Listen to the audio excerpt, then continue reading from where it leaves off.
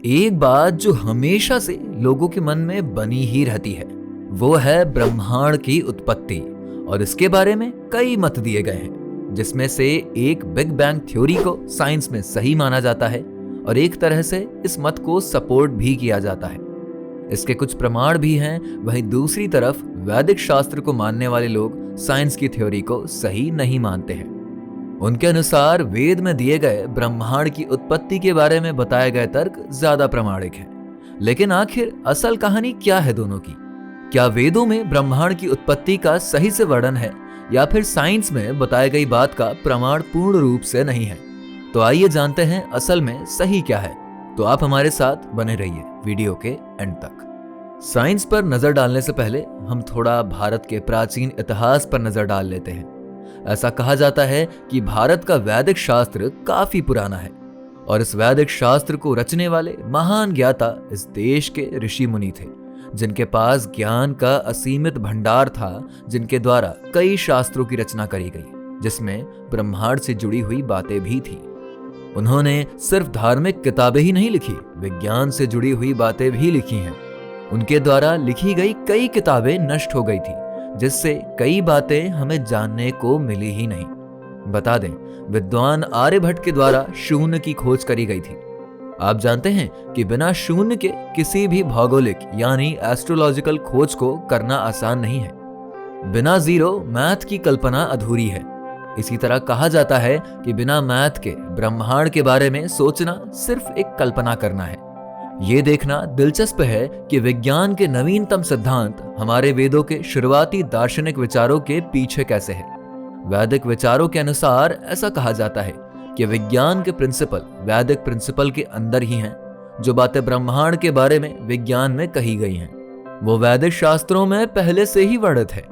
यही नहीं, ब्रह्मांड के बारे में जहां पर विज्ञान की खोज थम जाती है, उससे कहीं ज्यादा आगे वैदिक शास्त्र ब्रह्मांड के बारे में बताता है। वैदिक शास्त्र में माना जाता है कि नेचर ही ब्रह्मांड का फंडामेंटल यूनिट यानी कि बेस है। वैदिक शास्त्र में यह कहा गया है कि ब्रह्मांड का जन्म नहीं हुआ है, यह पहले से ही विद्यमान था, लेकिन इसमें मूवमेंट यानी वाइब्रेशन नहीं थी, जो किसी भी चीज के लिए बहुत ही जरूरी है। ब्रह्मांड की उत्पत्ति के बारे में जिस सिद्धांत पर लगभग सभी वैज्ञानिक विश्वास करते हैं, वो बिग बैंग सिद्धांत है। इसमें कहा गया है कि ब्रह्मांड 13.8 अरब साल पहले हुए एक बड़े विस्फोट से अस्तित्व में आया था।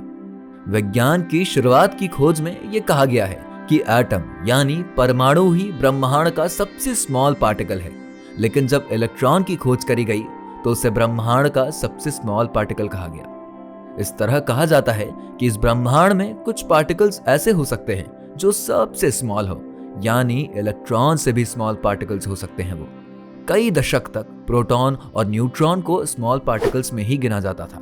ब्रह्मांड के सबसे स्मॉल पार्टिकल को खोजने के लिए वैज्ञानिक आज भी प्रयासरत रहते हैं और इसके लिए इन्होंने स्विट्जरलैंड में लार्ज हाइड्रॉन कोलाइडर मशीन को डेवलप किया है। इस मशीन की हेल्प से स्मॉल पार्टिकल्स को दूसरे पार्टिकल के साथ प्रकाश की स्पीड से टक्कर कराई जाती है, जिससे नए पार्टिकल्स का जन्म होता है।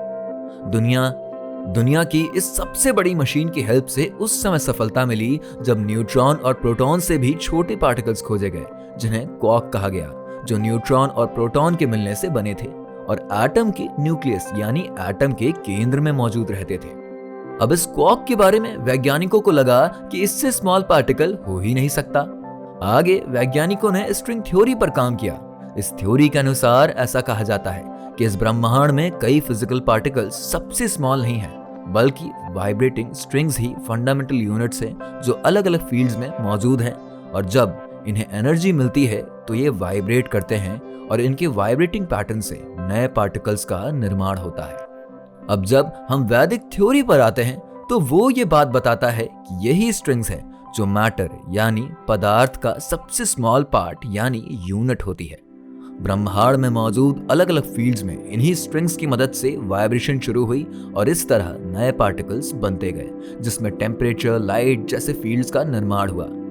अल्टीमेटली इसी स्ट्रिंग को इस ब्रह्मांड की उत्पत्ति का कारण मान लिया गया, लेकिन फिर भी इसमें कई सवाल हैं जो जानना अभी बाकी है। तो अगर आप इस बात से सहमत हैं और इसके बारे में और बातें जानना चाहते हैं तो हमें कमेंट करके जरूर बताइए। वीडियो को लाइक और शेयर करके हमारे चैनल धर्म मिस्ट्री को सब्सक्राइब करना ना भूलें, जिससे इस तरह की जानकारी आपको और मिलती रहे।